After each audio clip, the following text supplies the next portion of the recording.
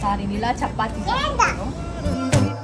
பனி கொட்டும் மாதத்தில் வெப்பம் ஆனந்தம் என் காது வரைக்கும் கம்பளி போர்த்தும் கருணை ஆனந்தம். அப்பாவுக்கு அம்மாவுக்கு அண்ணாவுக்கு பாப்பாவுக்கு தின்ன தின்ன ஆசை. திருப்பி கேட்டா ஓகே தர சொல்லிடு. இந்த பூமிக்கு கண்ணீர் சொந்தம் இல்லை.